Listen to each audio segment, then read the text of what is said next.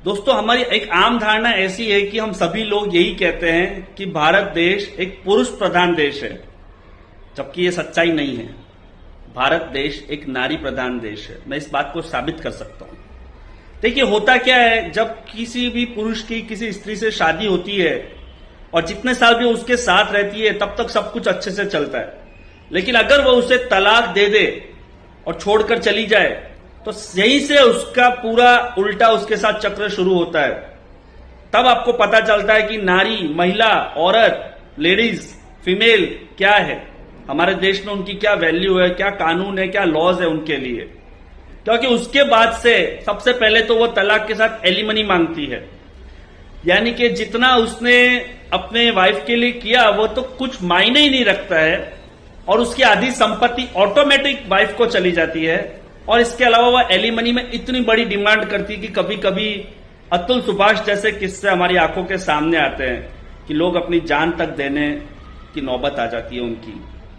और ये तो एक बात मैंने आपको बताई। दूसरी बात मैं और बताता हूं, जिस पुरुष का तलाक हो जाता है, उसकी अगर शादी ना हुई हो, वापस ना हो, ठीक है, तो फिर वह अगर किराए का मकान लेने जाएगा तो उसे कोई किराए का मकान नहीं देगा।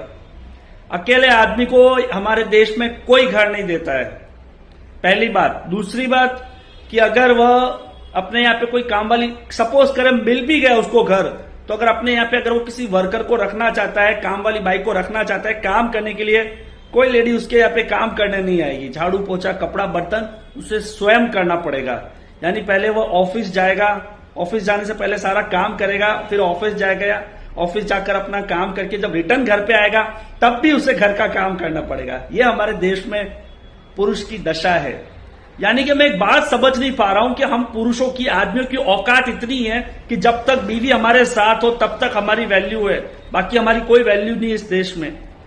मतलब मैंने ऐसे ऐसे लोगों को देखा है जो अपने सोसाइटी के सेक्रेटरी थे, हेड थे, लेकिन तलाक होने के बाद उनका घर भी चला गया, उनकी वाइफ ने उनसे एलिमनी भी मांगी, उन्हें किराए के मकान में जाकर रहना पड़ा, और इसके बाद भी उन्हें वक्त नहीं मिला जो उन्हें मिलना चाहिए था, जो मैं आपको बताने की कोशिश कर रहा हूं।